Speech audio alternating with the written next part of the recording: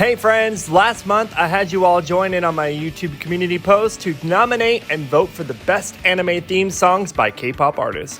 These songs are typically in Japanese and are in some cases amazing gateway songs into K-pop artists and K-pop itself. For this video, I chose my own top 10 to go alongside yours. Thank you all so much for your support and for voting to make this video possible. But before we get started on the countdowns, let's quickly go over the songs that just missed a cut.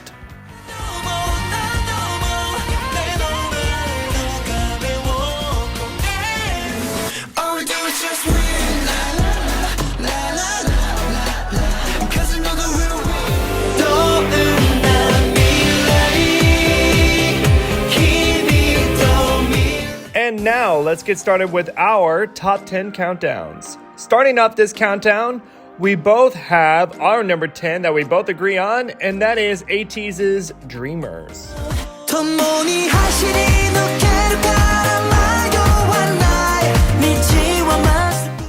One of the newest songs on this list, ATEEZ was featured in one of my favorite classic shows, Digimon, for their anime's reboot series of Digimon Adventure 2020. It served as the fifth ending theme song for the show, and one that I feel showed a different but comforting side to ATEEZ. Moving on to number 9, we have your choice, and that is Stray Kids' Slump.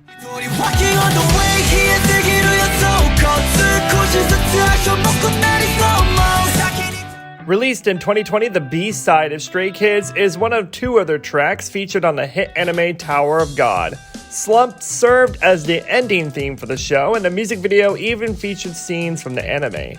Remarkably, Slump is also recorded in 3 languages: Korean, Japanese, and English. And for my number 9, I chose CNBLUE's In My Head.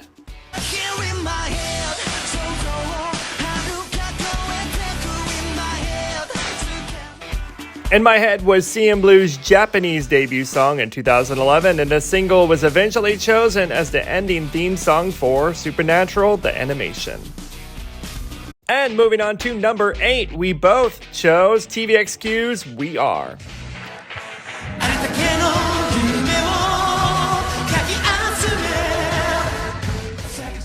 This song is personally one of my favorite Japanese songs. TVXQ's 2009 version is a cover of the original anime opening by Hiroshi Kitadani for the very popular anime One Piece that started in 1999. A classic song that is definitely fun and uplifting and very fitting for a much beloved anime. And now for number 7, we have your choice, and that is Kara's Butterfly.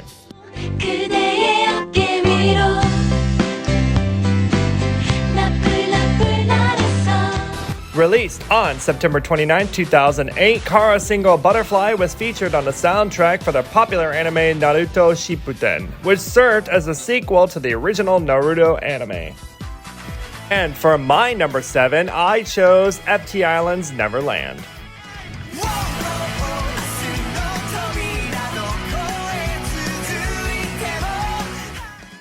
FTISLAND has had a great career in Japan, and with their single Neverland, the song was featured as the opening theme song for the 2012 6-episode run of the anime series OZMA, which was based off of an unused 1980 script by Matsumoto Reiji. And now for number 6, we have your choice, and that's 2PM's Take Off.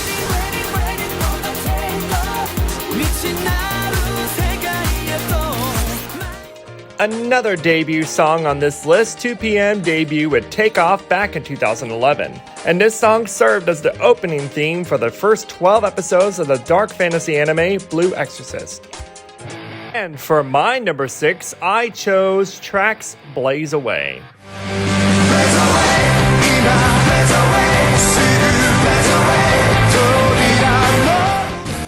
If you saw the top 10 earlier this year on my channel on our favorite Japanese songs by K-pop artists, you'll know that Blaze Away is one of my favorites. It's great. This 2005 song went on to be featured as the second ending theme for the anime Eyeshield 21. And now for number 5, we both chose Dreamcatchers Eclipse.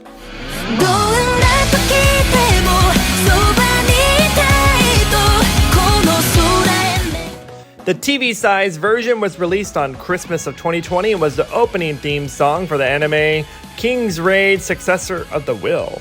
This served as their fourth Japanese single and continued to stay true to the girls' dark rock sound and solidified my dreams of them finally doing an anime theme song. They were totally born for it.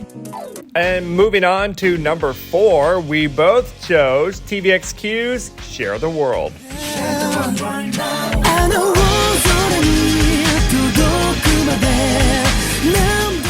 TVXQ released a trio of hit songs for the anime One Piece, and Share the World took the place of We Are in the opening theme of the series at the time. One of my personal top favorite TVXQ songs, and I'm glad to see that K-pop fans hold this song to a high regard too. I just see that we're all a bunch of intellectuals here. And moving on to number 3, we all agree again, intellectuals. BoA's Every Heart.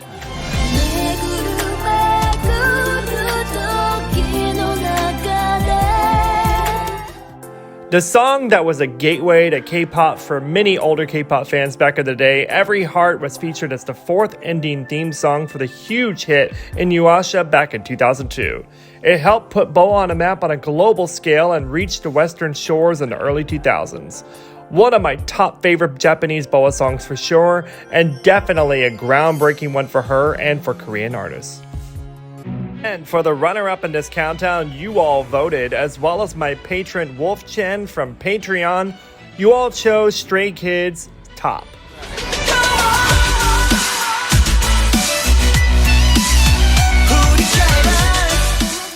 You saw Slump earlier in this countdown, and Top was featured as the opening theme song for the dark fantasy Tower of God. A song that was also done in Korean, Japanese, and English. It showcased Stray Kids so well and was a solid song that opened the show and set the tone magnificently. Let's go with that. And for my runner-up, I chose Hyunha's Hokiboshi.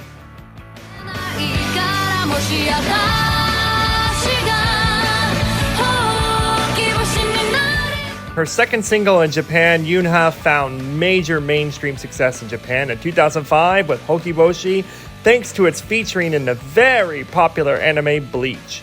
It served as the 3rd ending song for the series and helped make her the 2nd Korean artist to break the top 20 on the Japanese Oricon after BoA. Another song that reached globally and was many K-pop's fans' crossover song too. And for number 1, all of us chose, including my Patreon supporter Max Loudy, all chose BoA's Masayume Chasing.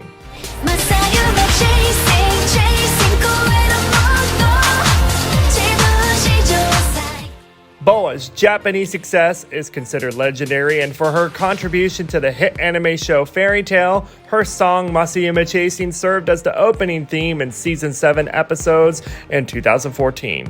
Another song that newer K-pop fans discovered after getting into the genre, and it goes to show how anime theme songs really also help build on the success of K-pop on a global scale in yet another way. Hey, that's it for today, friends. Thank you all so much for watching. Share below your favorite K-pop anime theme songs in the comment section below. Hope you all enjoyed this video. Please be sure to hit those like and subscribe buttons for me. And while you're here, check out many more of my videos, and I'll see you next time.